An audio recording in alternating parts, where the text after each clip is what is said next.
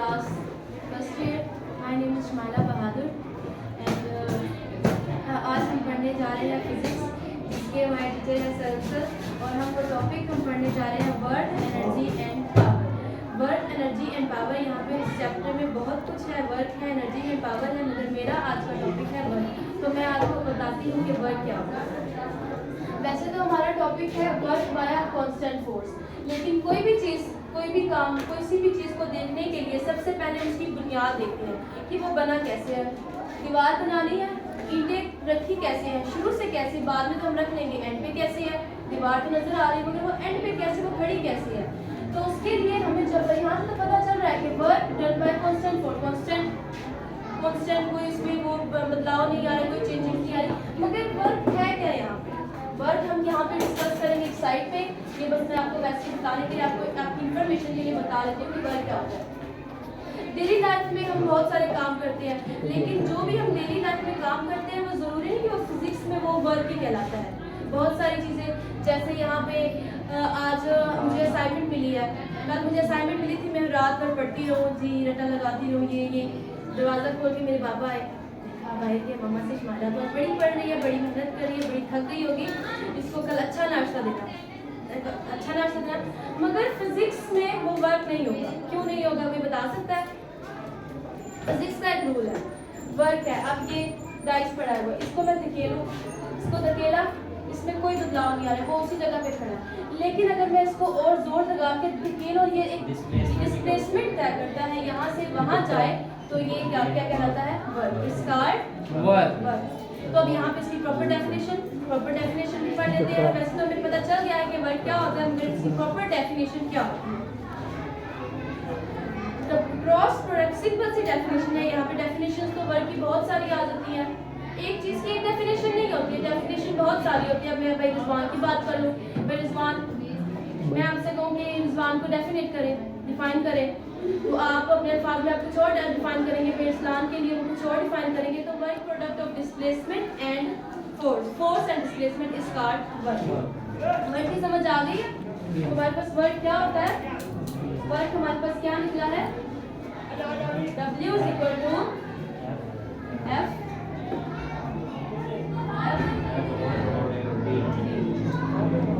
और इसके ऊपर ये वाली अलामत हम लगाना नहीं भूलेंगे, क्योंकि फोर्स की भी एक सिमत होती है। जब हम फोर्स लगाते हैं, हम एवं तो इधर तो सिमत नहीं लगाते, हमें पता है कि इस चीज़ पे सिमत फोर्स लगानी है तो हम एक इस तरह सिमत लगानी, तो सिमत तो इसकी, तो ये किसको जाहिर करता है? वेक्टर क्वांटिटी को जाहिर करता है कि हम किसी सिमत में फोर्स लगा रहे हैं। और डिस्प्लेसमेंट, फोर्स लगा रहे हैं, जिस सिमत में फोर्स लगा रहे हैं, डिस्प्लेसमेंट भी उस सिमत में लग रहा है, यानी डिस्प्लेसमेंट की भी एक सिमत है।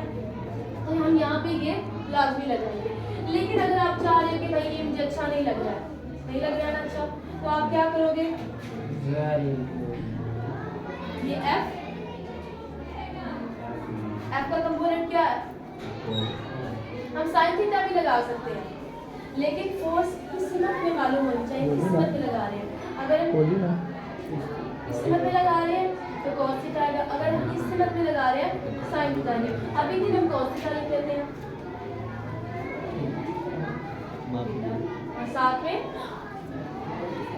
इधर भी लिख सकते हैं, इधर भी लिख सकते हैं, जहाँ भी लिखा इधर लिख लो। पढ़ी कान लिखा हुआ है, ये हमारे पास लड़ी ना वर्क था। इधर वर्क की समझ आ गई आप लोग को? इसमें कोई कंफ्यूजन, कुछ पूछना चाह रहे हैं आप लोग? अब आता है work done by a constant force, कि जो वर्क होता है कौन सी किसी बॉडी पे कांस्टेंट फोर्स के जरिए कैसे होता है, कि वो कांस्टेंट, हम किसी चीज़ पे अमल कर रहे हैं और वो कांस्टेंट, यानी वो ये नहीं हो रहा कि वो किसी जगह पे ज़्यादा डिस्प्लेसमेंट तय करें, किसी जगह पे कम डिस्प्लेसमेंट, कि हम फोर्स एक जैसे लगाएं, एक ही फोर्स लगाएं और उतनी ही फोर्स के बराबर वो डिस्प्लेसमेंट तय करें, मतलब एक ही कांस्टेंट मिकदार से सीधा चलता जाए। तो सीधा चलता जाए, इसलिए हम यहाँ पे देख लेते हैं। आप लोग अगर फोर्स का अपने नीचे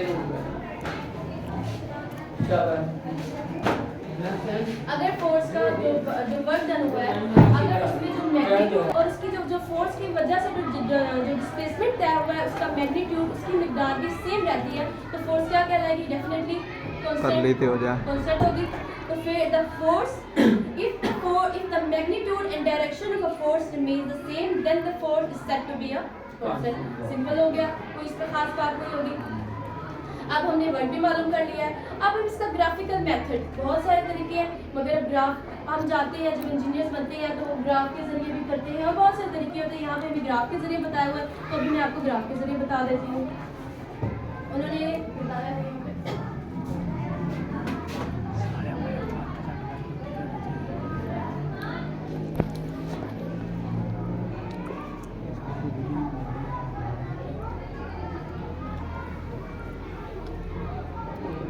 ग्राफिकल मेथड है। ग्राफिकल मेथड में हमें ग्राफ बनाते हैं। ग्राफ तो बनाना आता होगा ना, ये मगर इन दोनों की जो ये लाइंस है ये इक्वल होनी चाहिए, क्योंकि हम कांस्टेंट की बात कर रहे हैं, वेरिएबल की बात नहीं कर रहे। कांस्टेंट है तो वो ये बराबर है, ये बराबर है।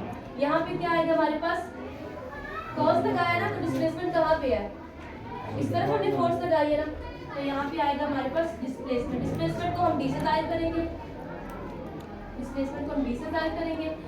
और फोर्स यहाँ पे इसलिए नहीं कि हम फोर्स ऊपर से लगा रहे हैं और डिस्प्लेसमेंट ये हो रहा है। ग्राफ का तरीका ये है एक ही कि हम फोर्स भी लगा रहे हैं, इस सिंबल में स्ट्रेट लाइन में हमने फोर्स लगाई है और स्ट्रेट लाइन में डिस्प्लेसमेंट तय हुआ है। इसका ये मतलब हम भी पढ़ रहे हैं, हमें भी पढ़ा होगा, आप उनको पढ़ाई जा रही है। तो ये ग्राफ का तरीका ही ये है कि जो चीज़ हम अमल करते हैं ना उसको ऊपर लगाए और जो उसने कवर किया है, जो उसमें चेंजिंग आई है उसको नीचे लगाए।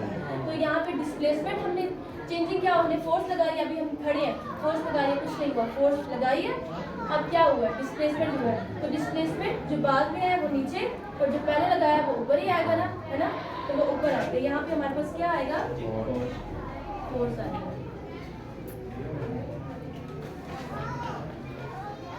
अब देखो इसमें हमने स्ट्रेट लाइन की बात की है, फोर्स लगाई है, ये फोर्स लगाई मैंने, फोर्स लगाई, डिस्प्लेसमेंट कहाँ जाएगा, इधर जाएगा, इधर जाएगा, इधर जाएगा, कहाँ जाएगा, स्ट्रेट लाइन में जाएगा। फोर्स भी स्ट्रेट है, डिस्प्लेसमेंट भी स्ट्रेट है, तो यहाँ पे सिंपली यहाँ पे हम क्या करेंगे, स्ट्रेट लाइन ड्रॉ।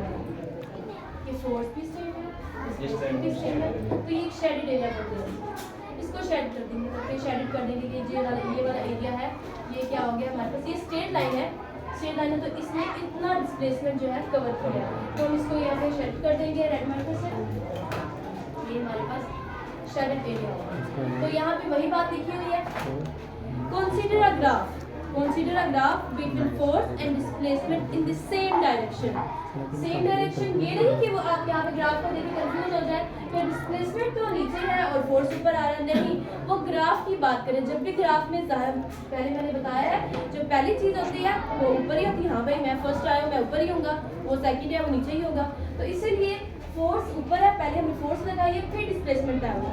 तो वो ग्राफ का तरीका ये है, मगर वो स्ट्रेट लाइन, वो ये देखो फोर्स भी सेम लग रही है, डिस्प्लेसमेंट भी सेम हो रहा है, तो क्या है वो स्ट्रेट लाइन में है।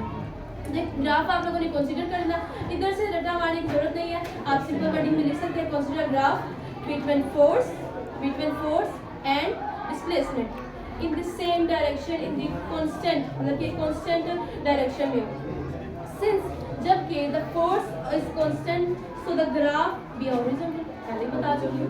अगर वो कांस्टेंट स्टेट में है, कांस्टेंट है, तो फिर ग्राफ भी क्या बनेगा, जो उसके ऊपर स्ट्रेट लाइन, वो स्ट्रेट लाइन ही बनेगी, है ना, स्ट्रेट लाइन, ये स्ट्रेट लाइन ड्रॉ कर, स्ट्रेट लाइन बन गई। अब वही लिखा हुआ है, जो hence under the area, shaded area जो होगा वो हमारे पास क्या कहलाएगा, वर्क, जो कांस्टेंट फोर्स के जरिए वो वर्क कहलाएगा। अब यहाँ पे एक और भी तरीका है, यहाँ पे हमने वर्क किया, सिंपली कांस्टेंट हुआ है, यहाँ पे वर्क किया, स्ट्रेट लाइन में है ना, तो वर्क हमारे पास, ये वर्क है हमारे पास,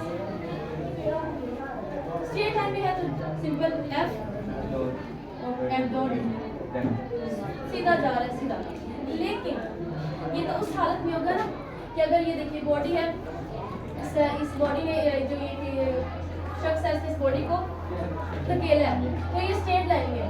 लेकिन सपोज अगर बॉडी जो है, ये बॉडी है, ये बॉडी है, और ये जो आदमी है, ये आदमी, इस पे फोर्स लगा है। तो तब अगर देखो मैं इसको खींचना चाह रही हूँ, मैं सीधा खींचती हूँ, सीधा डिस्प्लेसमेंट होगा, सिंपली एफ डी डॉट होगा। लेकिन अगर डिस्प्लेसमेंट सीधा हो, डिस्प्लेसमेंट तो सीधा है मगर हम खींच किस तरफ रहे हैं, ऊपर की तरफ खींच रहे हैं, ऊपर की तरफ खींच रहे हैं। तो मैं तो आप लोग पढ़ चुकी हूँ कि कौन सी क्या बना हुआ है, ट्रायंगल। तो यहाँ पे थीटा बनेगा, एक एंगल बनेगा, एंगल बनेगा थीटा बनेगा। जब एंगल बन गया है तो जब हमारे पास ये हमारे पास फोर्स है, इसके भी हम कंपोनेंट्स बना देंगे। तो थीटा को ज़ाहिर करने के लिए हमें कंपोनेंट्स में तो चाहिए कि हम ऐसे लगा दें theta F D theta, components बना देंगे इसके। तो ये हम यहाँ पे ऊपर की बात नहीं करें, फोर्स ये डिस्प्लेसमेंट नीचे है ना, ये डिस्प्लेसमेंट हो गया, डिस्प्लेसमेंट है। और यहाँ पे हमने अभी साइन थीटा को नहीं छेड़ रहे, सिर्फ कॉस थीटा को छेड़ रहे हैं। तो यहाँ पे हम मूवी को कंपोनेंट भी कौन सा लेंगे, एफ लग तो ये ऊपर है मगर फिर भी ये स्टेट लाइन, इसको थीटा बनाने के लिए उसको ये स्टेट ऊपर ऐसे बिल्कुल भी तो नहीं है मगर थोड़ा सा ऊपर है। तो यहाँ पे एफ कोस थीटा लगा हुआ है, थीटा वहाँ पे लगा हुआ है। तो हम यहाँ पे वर्क दोबारा से, उसके लिए फिर वर्क क्या आएगा, work is equal to F cos, वही बात होगी, सेम होता है। इधर जाओ थोड़ा सा ऊपर जाओ, थोड़ा सा वर्टिकल, थोड़ा सा वो इस तरह से हो गया तो वो सेम ही होता है। तो वो बन गया, इसके लिए थीटा बन गया, एंगल बन रहा है, उसके लिए हम ये पुट कर देंगे। समझ आ गई है? अब सिंपली ये सारी बातें तो हो गई है। पैसे ना